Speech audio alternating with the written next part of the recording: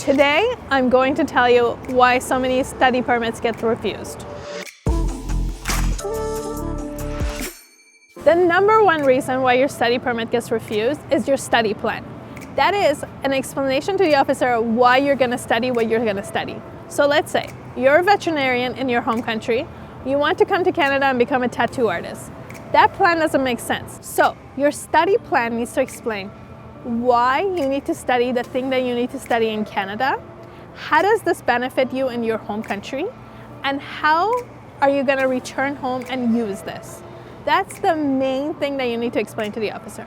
So if I were a veterinarian and I wanted to change careers, I would explain to the officer in detail how this new career is going to benefit me when I return to the home country. That is the most important thing. The officer wants to see your return plan home and why you need to study this thing in Canada and not anywhere else in the world. Ties to your home country is number 2. So you need to explain in your plan what are your assets in your home country, what are your ties to your home country that is going to pull you back home. It is so important to explain, I have a girlfriend, I have a boyfriend, I have this many assets, I have ties to my parents and they're elderly, they need me. You need to explain everything that ties you to your home country. Most important thing is job. If you have a job and because of that job, you're moving to Canada to study something temporarily and you want to go back, that is so important. So put a letter from your employer explaining that they're supporting you to come to Canada and study, and you will still have your job back when you return. Put letters from people that you're tied to. Whatever you have that keeps you in that country, you need to show that in your study plan. Number 3 is money. Money is so important for this application. So you need to show on this application that you are financially independent, you can support yourself for the entire time you're in Canada.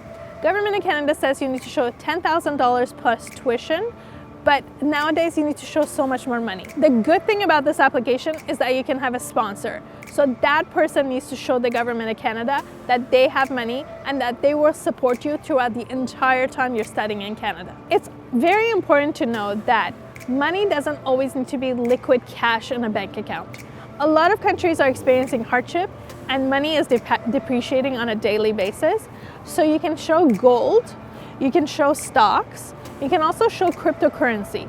It's not something that's used so widely yet, but it will come as more and more people will use it. So it's really important to show that this is something that you can liquefy and turn it into cash within 24 hours. So assets like car or housing doesn't count, but something that you can turn into cash in 24 hours, you can always show. Number 4 is travel history.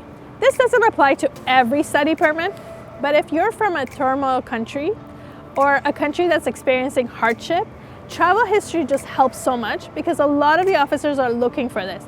They want to see that you have traveled a lot and that you return back to your home country.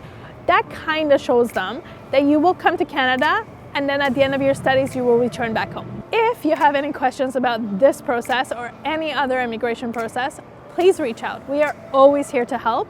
You can send us an email or book a consultation.